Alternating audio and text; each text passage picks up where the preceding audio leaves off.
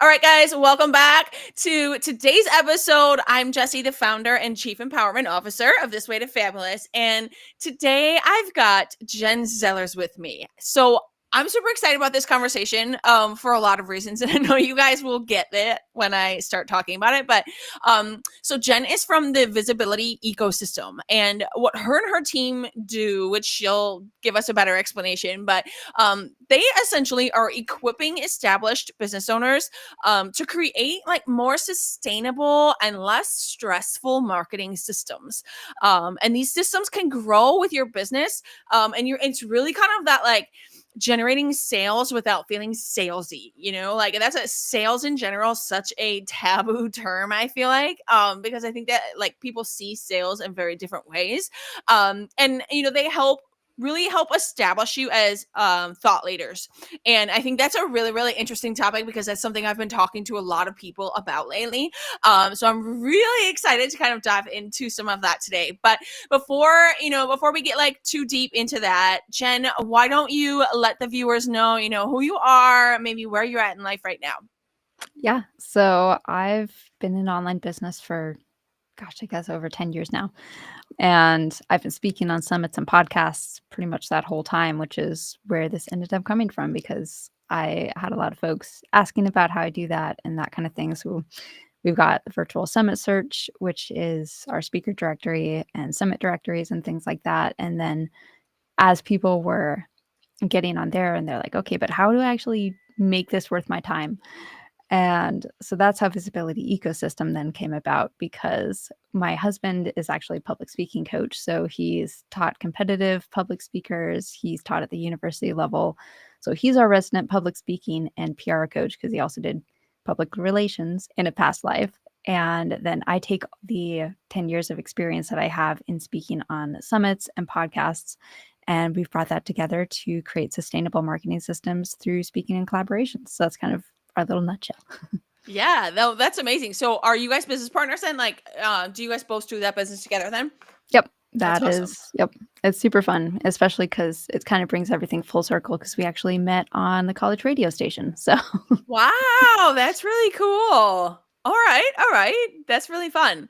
So when you guys, developed the ecosystem, what generation are we on right now? What iteration are we on right now of the business? Because we all know that the business we start today is going to evolve tomorrow, next week, next month. And so I think it's really important to be transparent about where we're at in our business, like what iteration we're on, to kind of like shed light onto the fact that like it's okay. And maybe even to like give some subliminal permission to evolve. But like what iteration are we on right now? Like how has it changed since you started? oh gosh. So like I said, like virtual summit search kind of spawned Visibility Ecosystem, but like way back when I started in like 2015-ish, we started with the Spare Room project, which is now defunct because we split that off. My husband took the creative side of that and the business side of that became virtual summit search. And so then actually, no, the business side of it became Creative Entrepreneurs Lab.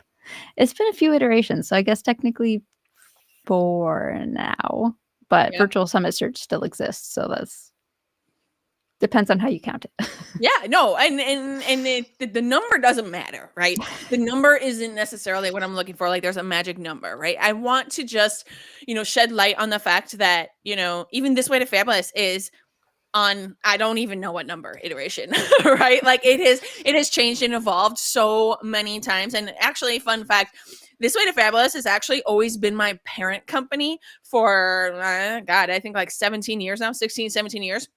But I never operated under This Way to Fabulous until like 2021, 22. So I was in the wedding industry for 10 years and This Way to Fabulous was the parent company and we had multiple wedding industry brands and those were all umbrella brands, like it was all umbrella. So those were all DBAs and This Way to Fabulous was always the parent brand. It was never actually the like public brand until very recently. So when we're talking about iterations here, I think it's just important to like recognize the season that you're in and recognize that you're not going to be in this season forever. Maybe it's a bad season and you're like, I really need this to end. Maybe it's a good season and you're like, I don't want this to end. The reality of the situation is this season will end, and whether or not the next season is better or worse is kind of up to you, right? So just really kind of open up that mindset to iterations of your business, because as we start to talk about public speaking a little bit here, I want to acknowledge that I'm someone who has tiptoed into this public speaking thing minimally, right? But it's something that I'm very interested in from a thought leadership standpoint. And I know I have a lot of clients and peers who have also been kind of tiptoeing into the idea of this. And so that's why I'm really excited to talk about this today, because I feel like it is something that is no, I'm gonna make up some words here. It's like it's not utilized, very underutilized. So I'm very, very excited to chat about that. So Jenn, let's kind of give them a little bit more detail of what it is that you guys do. Yeah. So, like I said, our foundation for the sustainable marketing systems that we create is speaking and collaboration. So, things like this, where you go on guest podcast interviews and speaking on virtual summits, going into other people's group programs, or just generally, like if they've got a free group, things like that, and doing guest trainings. And there's so many different ways. So, you can do that, different collaborations and things. But using those opportunities, and especially the questions that you're asked or the things that come up while you're talking through those, and turning those into evergreen marketing content. So rather than going and creating new Instagram posts, new LinkedIn posts, and emails and blogs and things like that, you can pull things out of all of those speaking and collaboration opportunities and probably never have to create content outside of that again if you don't want to. Some people do. Like some clients will go, they're like, I like doing reels. I like doing that kind of stuff. Power to you. Keep on. It's not my cuppa. So I love going and using that kind of stuff. And of course, it's one of those situations where for me, I do it for my clients. And so I don't usually do it for myself as much as I should. But we never do. The work that we do kids. For everyone else is what sits on the back burner in our own business. That's just like a fact of entrepreneurship life. Yep. I'm glad I'm not alone. No.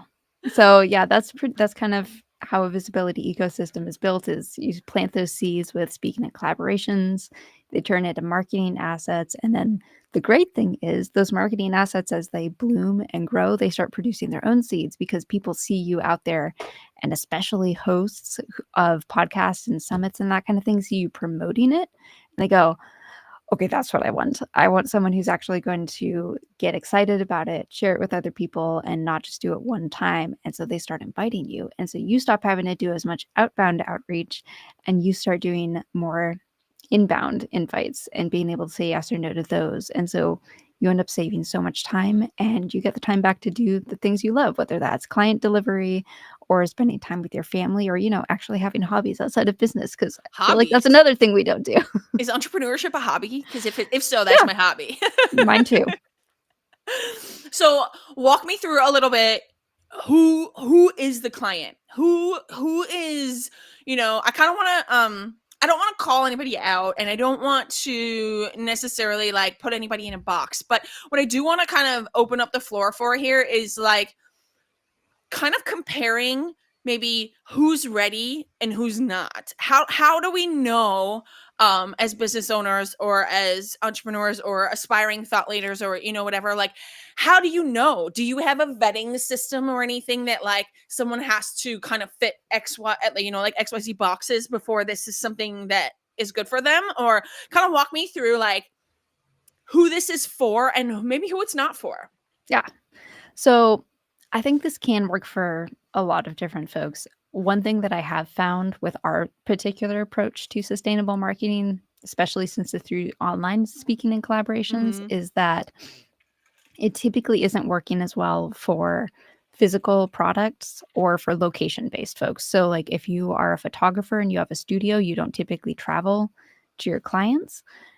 The way that we teach it is not going to work quite as well, just because it's online. And so you're going to have people from all over the world listening who may not be able to buy what you're offering.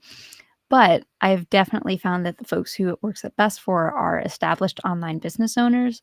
So folks like service providers, coaches and consultants, course and membership creators, even authors. So like that's the one physical product that I will say can still work really well, because shipping books is a totally different thing. And there's a very definite value proposition that comes with that. So yeah, I've done podcast tours because we have our No Fuss podcast tour offer. And so I've done that for everybody from lawyers to service providers, like system consultants and stuff like that, up through course creators and web designers. So there's a wide range of folks who this can work for. But I definitely find that it works the best because you're speaking online if you have an online focused business and if you have an offer that you already know sells. That is something where you can use speaking to kind of test the waters with a new offer to see if people respond back to what you're talking about that is around a topic of an offer that you're interested in creating.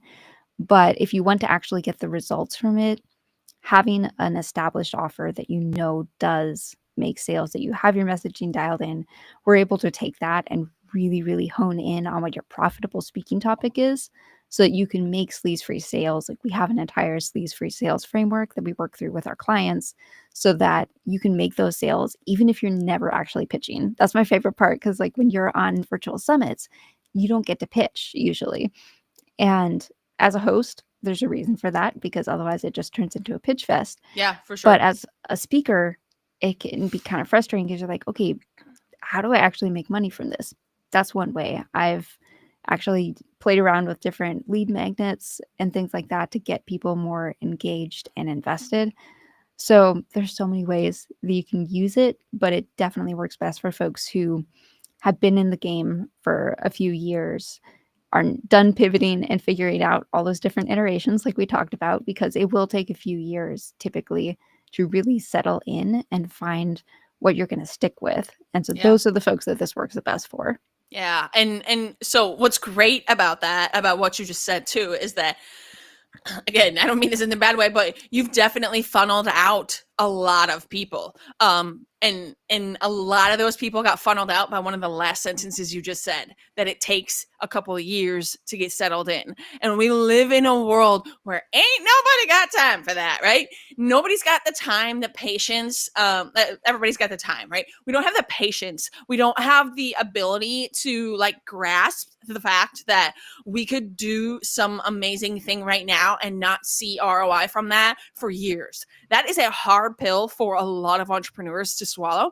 And it's a very real pill. Like that is a real pill as an entrepreneur in general. Any type of marketing that you're doing, there's going to be a lead time, right? Like there is no Amazon Prime to delivering a message and seeing ROI. Like there is no guaranteed, sure, I can have that to you at your house in 6 hours, as long as you choose $25 worth of stuff in your cart. We'll get that to you today for free. But truly that's how do you navigate that in your own pitches to these clients?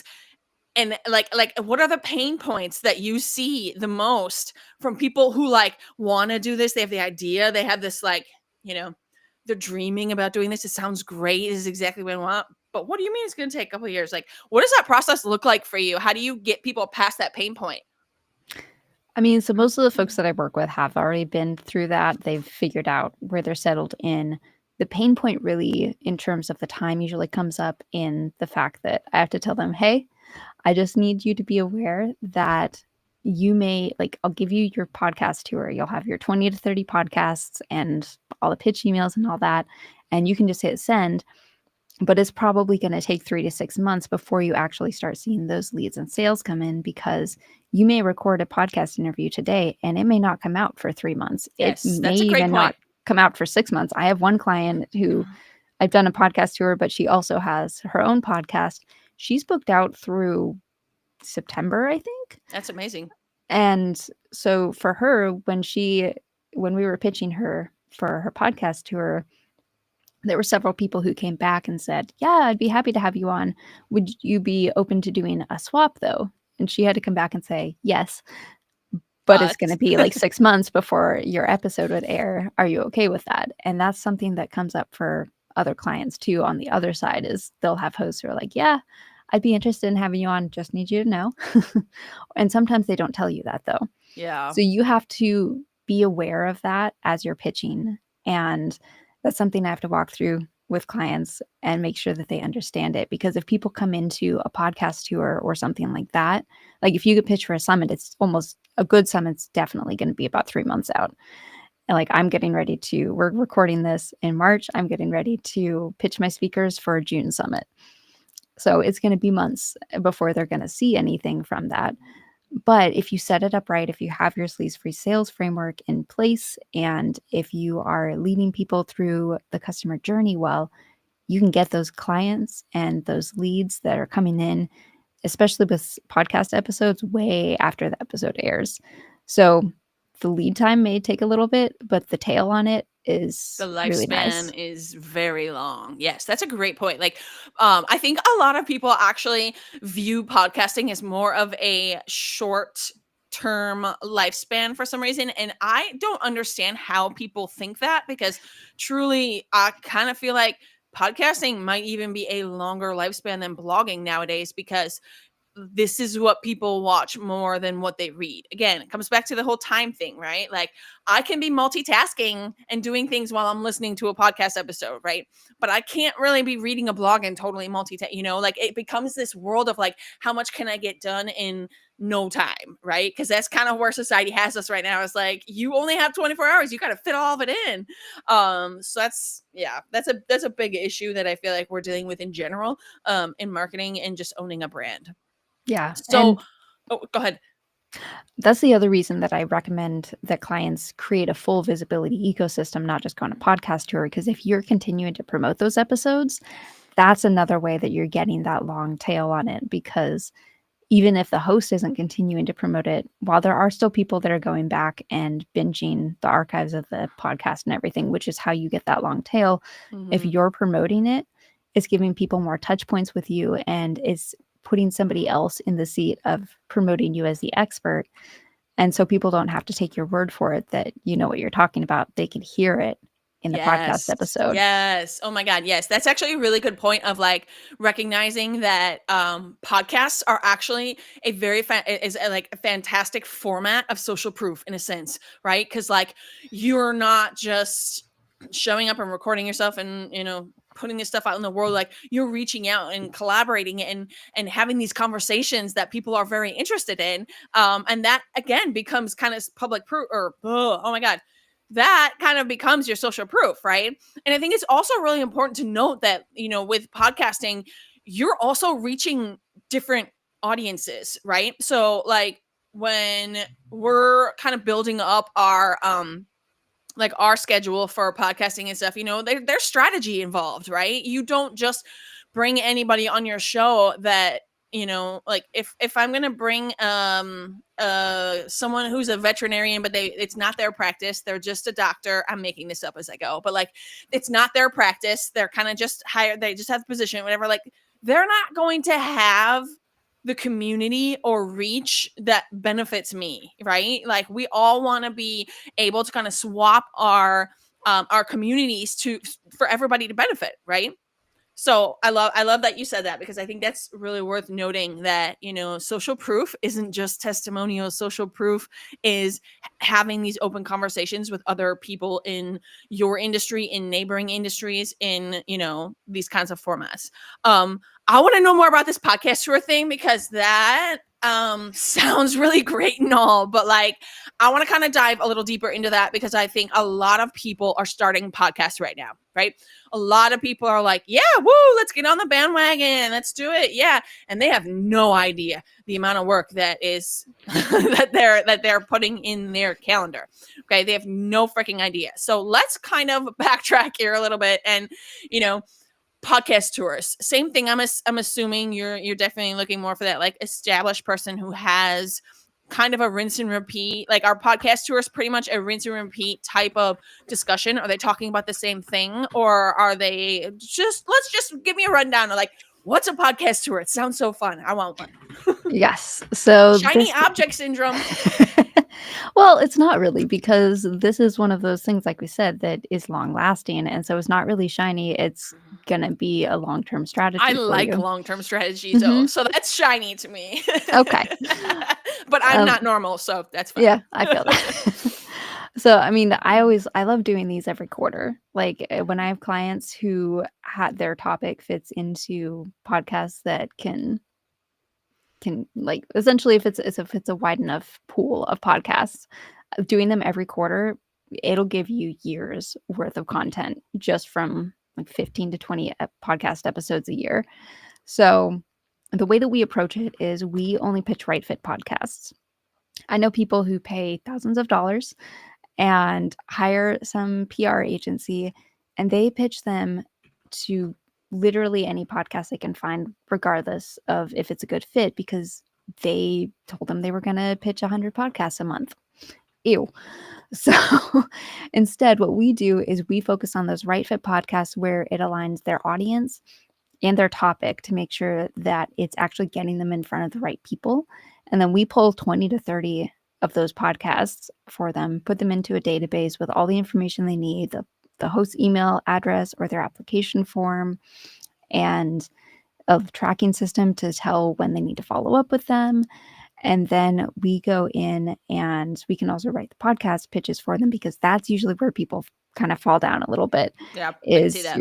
you're sending, you probably get tons of these, is just like random pitch emails that clearly didn't do their research, did not at all customize it to that podcast. Mhm. And you're obviously going to get a no with those. So these are all super customized.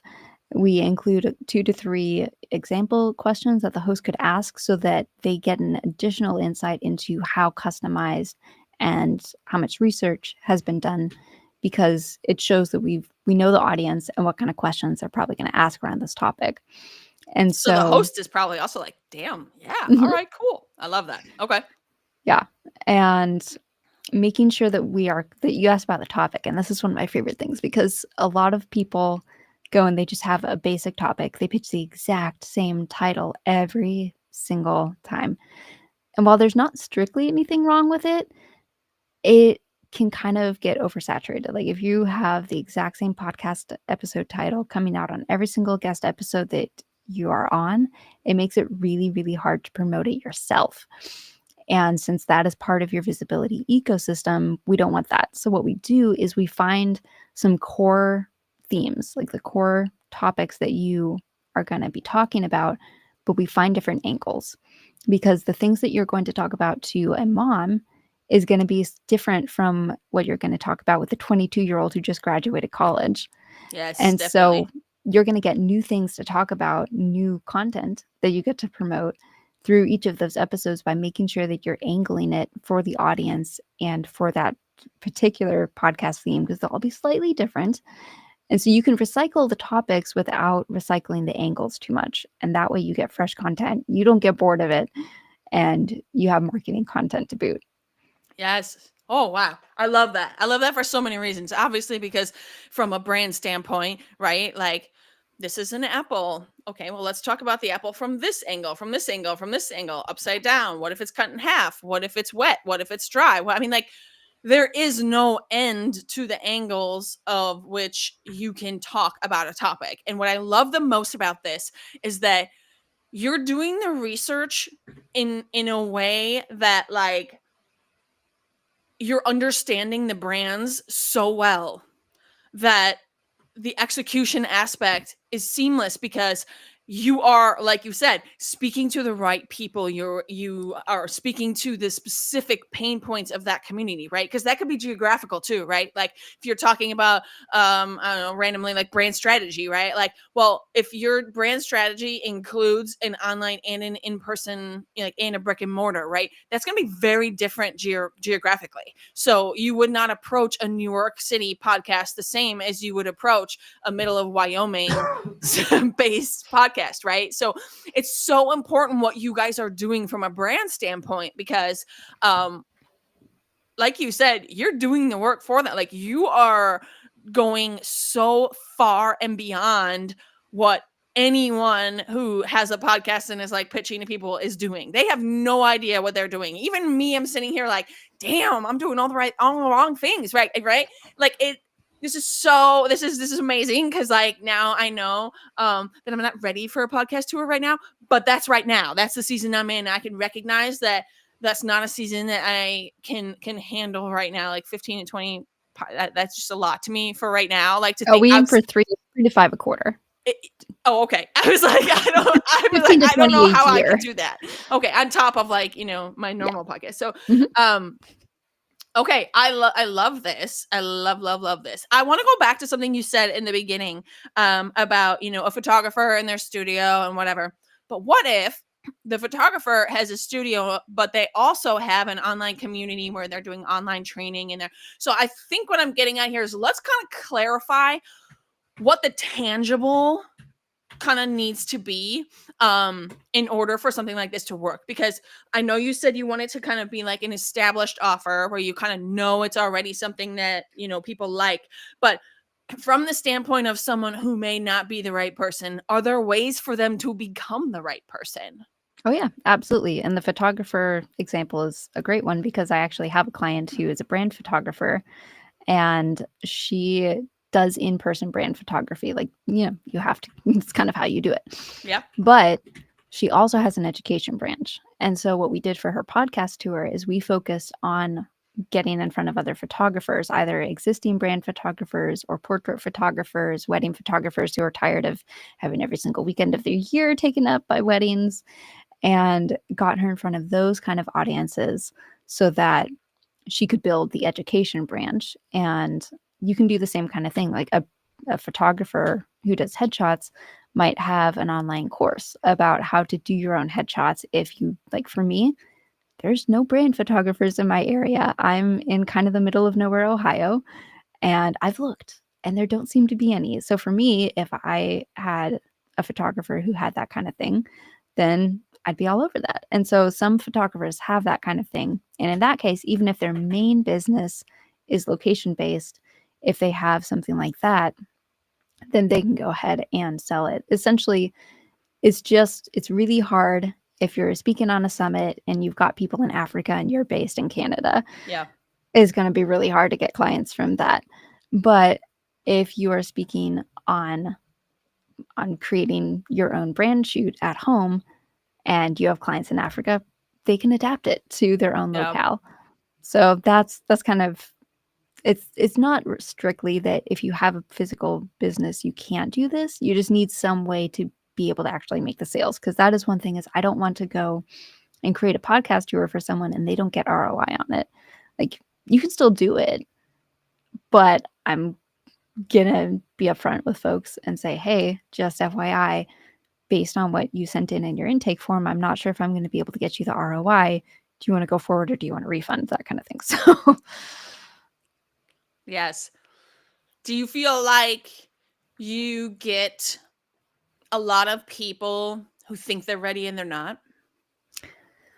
I wouldn't say that necessarily. Most of the time people are going to self-select out, because while like if you're working directly with us, the cost investment isn't super high, but it's not nothing. And if you're doing it all yourself, like if you're doing all the research, writing all the pitch emails and all that kind of stuff, it's a time investment, and you want to make sure you get the ROI on it still. So most of the time people self-select out on that kind of thing. And as long as you're as a brand strategist, I'm sure can speak to this even better than I can. If you're messaging things right, people are going to self-select out. And so it's just making sure that when talking about it, it's helping people do that, to self-select out. And I, so far, haven't had anybody who's actually signed on to work with us who I don't think is a good fit, because most of the time, if they're considering it and they're not sure and they've looked at the FAQs and still aren't sure, they'll message me and find out. Like, I had someone who's a fiction author, and I talk about working with authors, and she was like, okay, but how would this work for someone who's not talking about like an education topic? It's like, that's a great question. Here's how we would do it. And after that, she was like, okay, that makes sense. And I want to give it a try. But she came and asked about it first rather than just going and booking it. And that's what I find people typically do. So far, I haven't had that come up. Yeah, no, that's good. That's good. And I feel like that's an important note, about your websites and your processes, your contacts, like you want to be able to let people ask the questions beforehand. And I'm not saying you should leave them with a million questions to ask. That is definitely not what I'm saying. But you want to keep you want to kind of promote that open line of communication, because in a service-based business, you are going to need to be able to communicate. And the very first impression they will have of that is, how easy is it to get a hold of you? How easy is it to ask a question? Not saying that they should be able to call you and you have to answer like right now. Definitely not saying that, because that is a no boundary zone right there. But what I am saying is that you have to make it easy for them to take that step. You can't hide your phone number or your contact form or whatever. You can't hide that shit on your website. You need to make sure that you are like openly opening that line of communication, and you're giving them expectation of what to expect, right? Like you're giving them, we respond to emails in 24 to 48 hours. We book calls on Mondays, Wednesdays, and Fridays. Like, as long as that information is clear, people are not going to run away because it's Tuesday and you don't take calls today. They're going to say, okay, well, tomorrow's Wednesday and I'm going to try to, XYZ. So anyway, just like be clear about that. So I'm curious now about you, because I know that you mentioned to me that, you were struggling to, kind of find the time for yourself to do the things that you do for your clients for yourself, right? I get that. I think every entrepreneur gets that. Any service-based provider gets that, because we are so immersed in our client work that our own work gets put on the back burner, like 1,000%. So let's talk about your podcast tour. Let's talk about like you and your process. I know that you want to get your own tour going again soon. What is that process like for you? Give us a little bit of like a behind the scenes vibe of like what this process is like for you. Yeah, so I definitely have what I call cobbler's kids syndrome, where the cobbler's kids have no shoes. And essentially, for me, it comes down to the fact that at this point, because I've been doing this for 10 years now, I do have enough of a body of work that I can go back to and promote some of the podcast episodes that I've already been on. So honestly, I get a lot of inbound, which is part of why I haven't prioritized an outbound podcast tour as much as I should. But what it really comes down to for me is going and using my own processes that I use for our No Fuss podcast tours and doing it on myself, which that's the hard part, because since I do it for clients, most of the time, by the time I get around to my own, I'm like, I'd rather go work on my messaging or my offer creation, or I'm a tech nerd. So like, let me dive into Airtable and do a bunch of automations. So yeah, it's mostly just, buckling down and doing the things that I know I need to do. Yeah. And so I know we talked about kind of the topic thing being an agile thing, right? You want it to kind of be able to morph and whatever. So what is your core commonality in all of what you're talking about? Yeah. So I always focus on the sustainable marketing systems, and sometimes we dive deeper into one aspect of it than another. But because I have that framework in place, maybe we end up talking about guest podcast tours for the most part. And that's always the first step of the process, but it's not the last. Other times I end up talking more about the sleaze-free sales framework or something like that, or how to recognize red and green flags in your speaking invites. So I have a very broad topic, and sometimes we go through the whole thing. We go from step one to creating all the different marketing assets and everything. But that way, what I'm able to do is look at the podcast that I'm thinking about pitching or that is inviting me and say, okay, this I think is what the audience is going to be most interested in. And the other thing is going back and seeing what episodes have been aired recently and making sure that you're not rehashing that too much, because I don't want to go, and if they just had somebody on talking about guest podcasting, I'm probably going to lean more into the sleaze-free sales framework. So like, okay, so-and-so already talked to you a few episodes ago about guest podcasting. Now, how do you actually go and make money from that?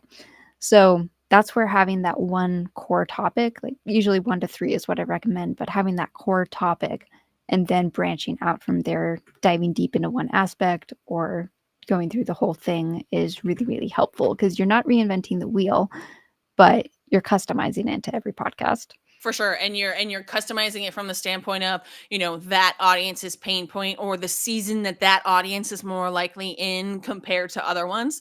And that's why I say, that, seasons are so important to just recognize it. Shit, bad seasons come, right? Winter comes to Chicago and like that's a sucky season, right? But seasons come and go, and it's important to just kind of like take it for what it is, do what you can within that season and get ready for the next one, right? So is there, it's like kind of like a takeaway for listeners if maybe they're thinking about not necessarily a full on podcast tour or anything, but like maybe they just are trying to level up their game of getting on podcasts. What kind of like, do you have any tips or advice that you would give to these entrepreneurs who are kind of like, I think I want to get on some podcast shows, like what do I need? Who do I like? What do I do? Like, do you have any kind of like points or tips that you could give the listeners for that? Yeah. So I always start with the audience. You can go and take a look for podcasts who have the same audience or a segment of your audience. So, like I said, mine's kind of broad because it's established business owners, but I can look for service providers. I can look for course creators, membership creators. You can dig into certain aspects of that. And the way I'm going to talk about my main topic to a course creator is going to be different than to an author. And so making sure that you're finding the podcasts that are getting you in front of the right people is one of the biggest things. Because I see so many people who are like, no, I'm done podcast guesting because I don't get results, or I'm never going on a summit again because I got 3 signups. And then I ask them, okay, well, who was the summit for? And they go, oh, this audience. And I go, tire okay, salesman. Yeah, that's gonna hurt me. but that's not your audience. Why did you say yes to that? So if you're doing outbound outreach, that is one of the biggest things is look for the audience first and then make sure that it's a topic match with the podcast overall theme.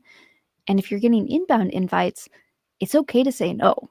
You do not have to say yes to everything. And honestly, like as a summit host myself, I would rather speakers say no if it's not a good fit or if they're too booked out and that kind of thing, rather than just saying yes to everything under the sun and then not getting results, burning yourself out, and deciding it doesn't work. So if you're looking it's not to get sustainable. No, it's not sustainable. Exactly. So if you're looking to get on more, even if you're not doing a full-on podcast tour, or you're just looking for 2 or 3 podcasts to pitch, make sure it's the right audience and the right topic and go from there. So how does one how does one decide or do the research on the audience? Like what if hearing that, I love it. I get it. But I know that there are going to be people that are like, well, that sounds easy, but I don't really understand like how am I picking this audience? How do I know what to look for when like it's one thing to know the type of audience that you want to be in front of. It's another thing to find podcasts with said audience that blah blah blah. So what's the best way for someone to do the once they know the type of audience they need to speak to? Because if they don't know that, that's the first job, right? They need some brand help and they need to figure out their messaging and they need to figure out that first. But once they do have that, how do they research to know what audiences are also theirs? So as long as you've got your audience segment that you're going to focus on, so like another great thing with tours is maybe I'm focusing on course creators this time around, and then the next time I focus on service providers. So whatever audience segment that you're looking for, that's what the search bar is for. So you can use different tools, but I mean, the most basic place to start is go in your podcast players, search for course creators, see what podcasts come up. It's going to search in a bunch of different fields. So it might come up with episodes that have that in them, but the podcast itself isn't focused on it. But you'll probably also find podcasts that are specifically for course creators, for example. So if you're doing it on your own, that's usually where I'd start. I've got other tools that I use to research that for clients, but they're all paid. So I usually suggest just start with the basics, especially if you're not doing a full podcast tour. if you're doing a full podcast tour, it might be worth getting into some of the paid tools and like working on building one out myself because I'm not happy with any of them. But if you just start out by searching for that, and if you don't have a podcast player that does that particularly well, just Google it. Google podcast for course creators, see what comes up, and grab those 2 or 3 that look like a good match and go from there. And I'd also recommend don't pitch the big ones right away. I was just going to say, so like if Tony Robbins is the first one that comes up for me, should I pitch him? No, I should not. No. And that's one of the reasons that I do use the paid tools, is because they can typically pull up even just an estimate of how many people are listening. And if it's like 20,000, I'm going to steer clear of that for a little while until I get a bit more proof of of my authority, because that's what they're going to be looking for on that kind of podcast. Yes. So maybe go to like the 3rd or 4th page and just see kind of what pops up and what looks like it's more at your stage of business. And it's not to say you can't pitch podcasts that have a bigger following than you do. It just means that you have to be able to bring the value that's going to make it worthwhile for the host to have you on.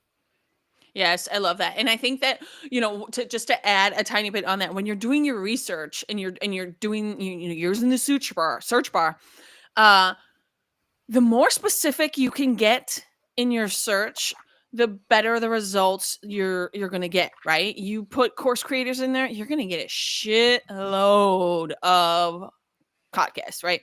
But then maybe you're searching, female neurodivergent podcast for course creators. Well, now you're going to weed things out and you're going to find so many more things that are in line, right? You're kind of doing the weeding. You're putting the pasta in the strainer and you're straining all the shit out. I don't know why I come up with these things on the go, but like you want to funnel out the things that are not worth your time, right? Like you know that you're not gonna pitch to Tony Robbins if this is the first pitch you've ever done. You're not gonna do that, right? So the more detailed that you can get in that search, the better your results are going to be. It's that commonality of like, you're going to get out whatever you put in. So if you put trash in, you're just going to get smush trash out, right? Like it's the same thing. But if you put that in there with lots and lots of details, you're going to get a lot more detailed results coming out. You're not going to have to, weed through that. Okay. So the last kind of like main question I have on this is like, okay, so I've done the research. I know the audience. I have maybe a top 10 list of, kind of things I want to pitch in the next year or whatever.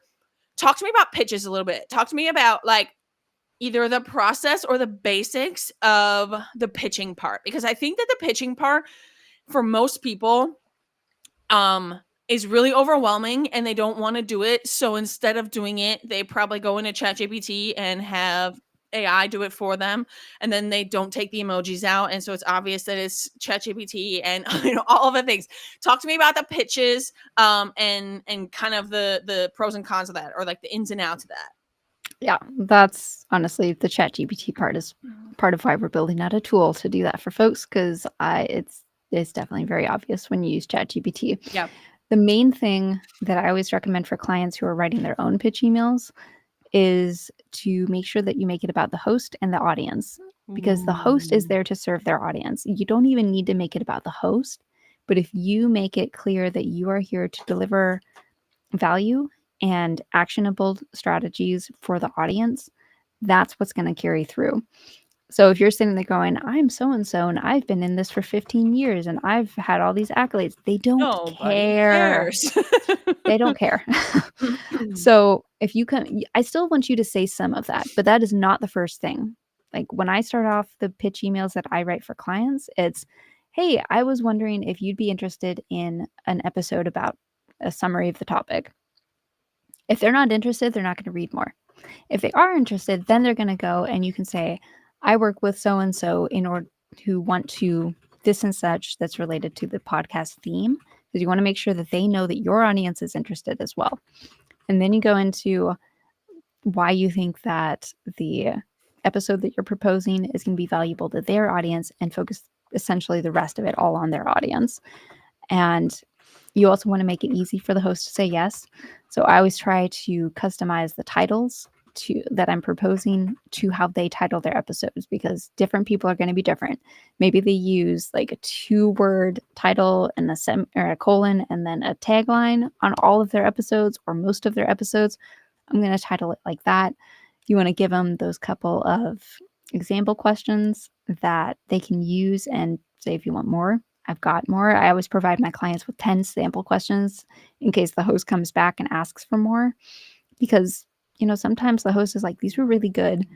And it also, as the guest, gives you a chance to kind of steer the conversation in the direction that you want it to go and make sure that you're actually getting to highlight the things that are going to make a difference. Because you're also kind of setting up the content for yourself too. Like, yes. You're thinking forward towards, okay, I've talked to course creators 4 times now, but we never really touched on this topic. So on this pitch, I want to make sure that I try to get this topic in there so that I can now build content off of that. Again, very forward, long-term thinking.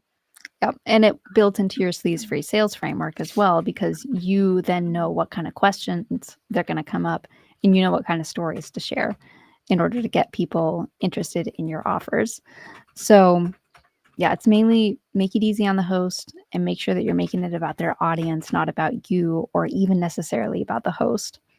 Yes. And something I want to add on to that is that forget the podcasting for right now, right? If you are out there building a service-based business and you're looking for leads, you're looking for new clients, whatever, stop talking about yourself. Stop talking about yourself. So the number one thing that I banked on, like when I rebranded and finally brought This Way to Fabulous out and the maybe like 3rd iteration of This Way to Fabulous now, I changed all of my messaging. I flipped the script, and all of the messaging now focuses on the reader. I talk to a person. I'm not talking to the masses. I'm talking to a person. I'm talking about them and their struggles. I'm talking about how I understand and I have been there and I have been doing this for 10 years and have helped XYZ solve the problem that you have, right? Like, my experience only comes into play when it is proof of like the problem solving, right? Like the solution. That's one thing. The other thing you said that made me just like, ooh, like goosebumps is like, you need to show up to serve, not to sell. When you can show up and pitch to these people that you can serve their clients and kind of give them that you're not saying it out loud, but you're kind of like comforting them with the fact that you're not going to come on and just pitch whatever your thing is, right? You're setting the tone of that conversation to be, I am a brand strategist who is obsessed with, serving my community and making sure that people have a clear understanding of what it means to have a brand, to build a brand, right? That is me coming to serve, not to say, I have a magnetic brand formula course that people can buy and I can help your customers through my course. That's selling, right? That's coming in to sell, not to serve.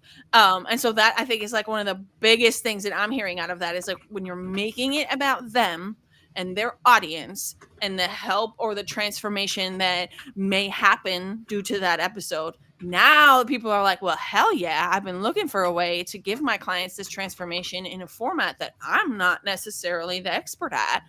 Now people are like, yes, more of this, right? Now, I know that you have on your website, I believe, you have a pitch lead magnet, right? It's the interview questions generator. So it goes into the pitch. The pitch generator is not quite ready yet. Got it. Okay. So talk to me about that lead magnet. What can people get out of this, or who is going to be the person who might really need this today? Yeah. So this is really great if you're getting ready to do those pitch emails and you want to make them stand out, make it easy for the host. All you have to do is input your topic. You can add some details about the podcast if you want to customize it even more as well. And it will spit back out 10 interview questions that are ready to go for you. And I especially love it because when we were developing it, my co-developer, he was like, all right, we're going to test it. And he stuck in something so vague. It was like, bees are awesome. I think it was literally 3 or 4 words. And it came back with a full-on podcast interview. and it was really, really good. It was I was like, "Oh my gosh, I actually want to listen to this episode."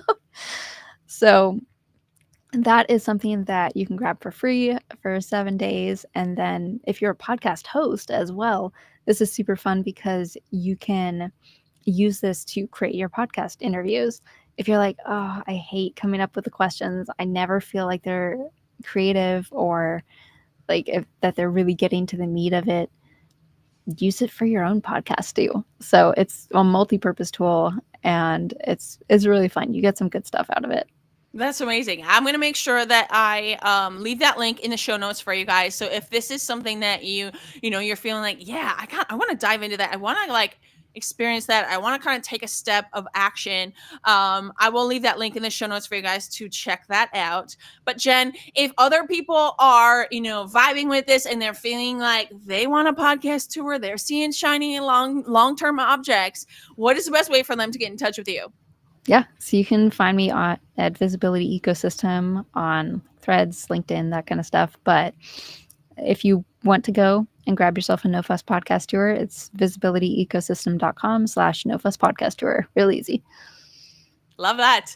All right. Well, Jenn, thank you so much for coming and chatting today about this. I'm super excited to kind of like really kind of get this public speaking leadership type of topic in discussion right now, because as my audience grows and as their seasons change, I know for a fact that there are people who are thinking and talking about this right now, and really kind of they're curious. They're very curious, not necessarily to start today, but to know what they need to do before they start. So this has been super, super educational and amazing. Even I am sitting here like, okay, I know I need XYZ before I can really do something like this.